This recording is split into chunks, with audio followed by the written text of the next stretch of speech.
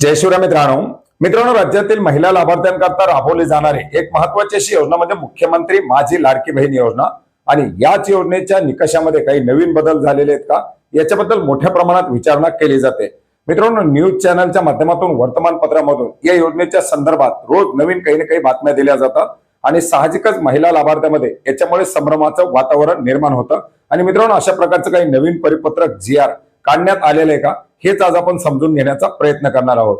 मित्रांनो, योजना राबवण्यासाठी शेवट 24 जून 2024 याचबरोबर 3 जुलै 2024 रोजी 2 GR निर्गमित करण्यात आलेले आहेत आणि 3 जुलै 2024 च्या नवीन शेवटच्या मार्गदर्शक सूचनानुसारच ही योजना राज्यामध्ये राबवली जात आहे। मित्रांनो, योजना राबवली जात असताना आपण पाहिलं होतं याच्यामध्ये मोठ्या प्रमाणात लाभार्थ्याची नोंदणी झालेली होती, मोठ्या प्रमाणात लाभार्थी पात्र करून या योजनेचा लाभ दिला जात होता। मात्र या योजनेवरती मोठ्या प्रमाणात प्रश्न निर्माण करण्यात आले। बोगस लाभार्थी असतील किंवा लाभार्थ्यांना चुकीच्या पद्धतीने लाभ देणं असेल, याच्यामध्ये पात्र नसलेले लाभार्थी सुद्धा लाभ घेत आहेत, अशा प्रकारच्या बऱ्याच साऱ्या चर्चा समोर आल्या। आणि या पार्श्वभूमीवरती या योजनेच्या अंतर्गत असलेल्या नियमानुसार निकषानुसार या योजनेची पडताळणी सुरू करण्यात आलेली होती।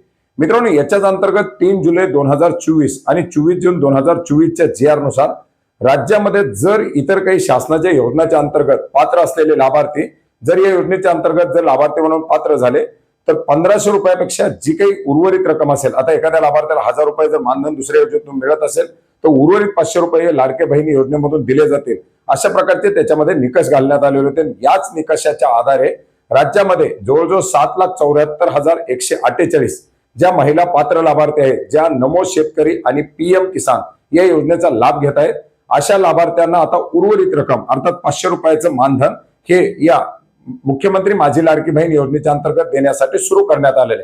त्याच्यामुळे जवळजवळ या 7,74,148 महिला लाभार्थ्यांना मुख्यमंत्री माझी लाडकी बहीण योजनेच्या अंतर्गत फक्त 500 रुपयाचं मानधन दिलं जाणार आहे। आता हे जे काही निकष आहेत ते निकष जुने आहेत, याची अंमलबजावणी करण्यासाठी उशीर झाला आणि या पार्श्वभूमीवरती आता या योजनेबद्दल वेळोवेळी काही ना काही नवीन बातम्या छापल्या जातात। त्याच्यामुळे या योजनेमध्ये काही नवीन निकष झालेले नाहीत किंवा नवीन बदल झाले नाहीत, कोणतेही लाभार्थी अपात्र करण्यात येत नाही, अशा प्रकारची माहिती आता महिला व बालविकास मंत्री आदिती तटकरे यांच्या माध्यमातून देण्यात आलेली आहे।